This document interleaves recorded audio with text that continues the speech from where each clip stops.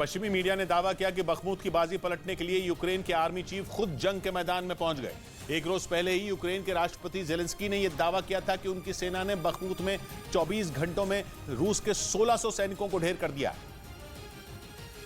और इसके साथ ही उन्होंने ये हुंकार भी भरी थी कि वो किसी भी कीमत पर बखमुत को हाथ से निकलने नहीं देंगे। रूसी सेना से बखमुत को बचाने के लिए जेलेंस्की ने वहां सैनिकों की संख्या बढ़ाने और ज्यादा से ज्यादा हथियार भेजने का भी ऐलान किया था। उन्हें इस बात की खबर लग गई थी कि बखमुत में पुतिन की फौज और वैगनर ग्रुप के बीच दरार पड़ चुकी है, क्योंकि पुतिन ने शहर पर कब्जा जमाने के लिए वैगनर ग्रुप को खुली छूट दे रखी है और यही बात रूसी सेना के गले नहीं उतर रही। इसी वजह से पश्चिमी मीडिया ये दावा कर रहा है कि रूसी सेना ने बखमुत में वैगनर ग्रुप के लड़ाकों के साथ जंग लड़ने से इनकार कर दिया है। और दावा तो यह भी है कि रूसी सेना के अधिकारियों ने वैगनर ग्रुप के लड़ाकों को हथियारों की सप्लाई भी बंद कर दी है।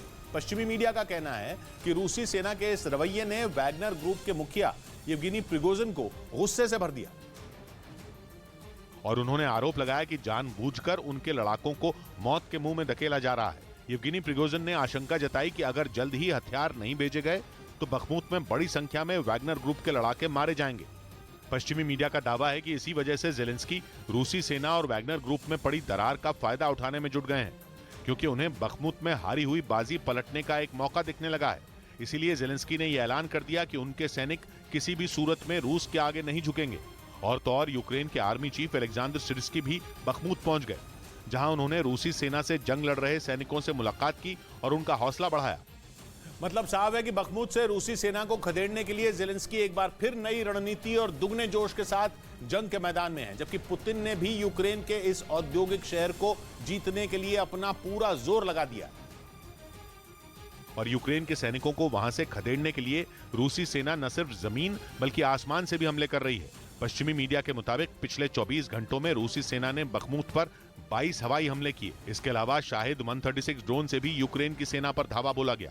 मतलब ये कि पूर्वी यूक्रेन के शहर बखमुत की ये खूनी जंग अपने आखिरी दौर में पहुंच चुकी है।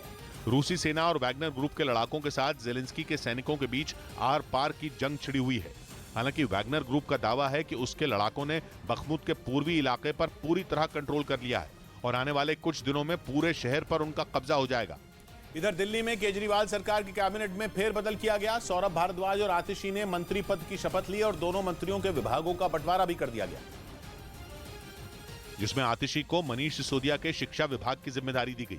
इसके अलावा आतिशी के पास पीडब्ल्यूडी, ऊर्जा और पर्यटन विभाग भी होगा, जबकि सौरभ भारद्वाज को स्वास्थ्य के साथ जल और उद्योग मंत्रालय का जिम्मा सौंपा गया है। इधर खबर है कि अफगानिस्तान में एक गवर्नर की हत्या कर दी गई। दाऊद मुजम्मिल ना सिर्फ एक प्रांत के गवर्नर नहीं थे बल्कि तालिबान के सीनियर कमांडर भी थे, लेकिन एक आत्मघाती हमलावर ने उनके दफ्तर में घुसकर बम ब्लास्ट कर दिया। धमाका इतना जोरदार था कि गवर्नर दाऊद मुजम्मिल को संभलने का मौका तक नहीं मिला।